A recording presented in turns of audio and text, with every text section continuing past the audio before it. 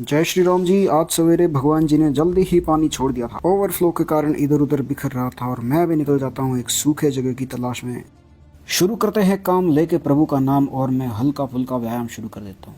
मैं हल्का व्यायाम ही शुरू करता हूँ क्योंकि फुल्का मैं व्यायाम के बाद लूंगा। ताड़ासन में मुझे बहुत मजा आने लगता है, इसलिए मैं ताड़ासन को टेढ़ा कर लेता हूँ। यहाँ से देखने पर मुझे पता चलता है कि दुनिया सच में बहुत टेढ़ी है। तिर्यक ताड़ासन को कर लेने के बाद शुरू होता है टांगे तोड़ने का काम। मैं अपनी दोनों टांगों को दोनों दिशाओं में पसार करके सबसे पहले खुद को ढाल कर लेता हूँ। दोनों टांगों पर अच्छी पकड़ बना लेने के बाद मैंने चारों खाने चित कर दिए। हनुमान आसन से मैं एक टांग को तोड़ करके सीधा सिर पे लगा लेता हूँ, जिससे ये स्थिति बन जाती है राज कपोत आसन की। दोनों टांगों को अच्छी तरह से तोड़ने के बाद मैंने समेट लेता हूँ और अपने नीचे बैठने के लिए बिछा देता हूँ। थोड़ी देर बैठने के बाद मुझे समझ आता है कि टांगे तोड़ने से कुछ नहीं होगा। योग को जानना है तो शून्य होना पड़ेगा, क्योंकि शून्यता ही केवल्य है और केवल्य ही योग है। शून्य तो मैं बन जाता हूँ, लेकिन मेरा शून्य बार बार खुल रहा था। इसका मतलब यह था कि मैं 1 से 9 तक बीच में कहीं 4, 5, 6, 7, 8 पे अटका हुआ हूँ। इसके बाद मैं खरगोश आसन में थोड़ा सा रेस्ट कर लेता हूँ और इस स्तर से देखने पर मुझे छोटी चीजें भी बहुत बड़ी दिखाई दे रही थी। फिर यहाँ मुझे समझ आता है कि परेशानियां उतनी बड़ी नहीं होती जितना हम उन्हें बैठे बैठे बड़ा बना देते हैं। परेशानियों को छोटा बनाने के लिए आपको उनसे ऊंचा उठना पड़ेगा। मेरी पीठ की जकड़न ने मुझे बताया कि सांसारिकता ने आदमी को भी इसी तरह जकड़ा हुआ है। इसके बाद मैं सामने की तरफ झुकने ही वाला था कि मुझे याद आ जाता है कि पुष्पराज झुकेगा नहीं साला। इसलिए मैं अपनी दोनों टांगों को अपने कंधे पे रख के थोड़ी देर के लिए हमाम बन जाता हूँ। हमाम बन के मेरा खून जल्दी ही गर्म हो जाता है और मुझे इसमें मजा भी नहीं आता। इसलिए मैं सोचता हूँ क्यों ना थोड़ी देर के लिए हवाई जहाज बन जाऊं। टिट्टिव आसन में आप हवाई जहाज के मजे तो ले सकते हैं। इतना ज्यादा हवा में भी नहीं रहना चाहिए कि आपको हवाई जहाज से सीधा तितली आसन करना पड़े।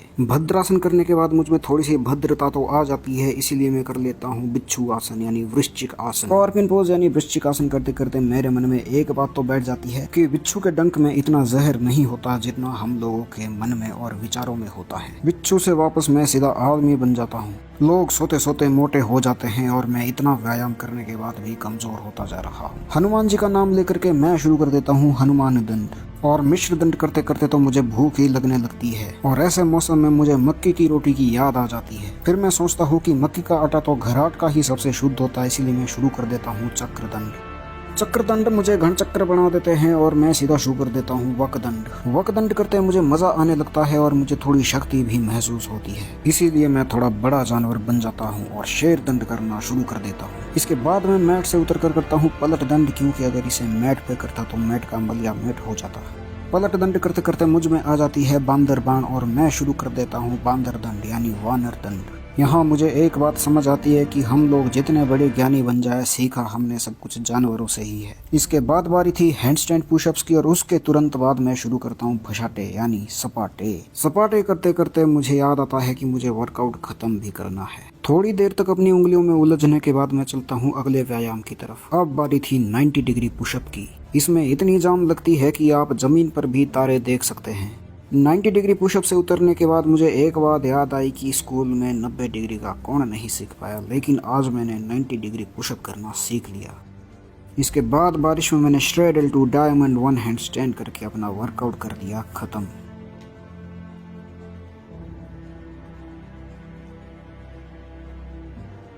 बरसात का मौसम है, इसीलिए आप लोग भी अपना वर्कआउट लो इंटेंसिटी के साथ जारी रखें और भीगने से जरूर बचें। जय श्री राम।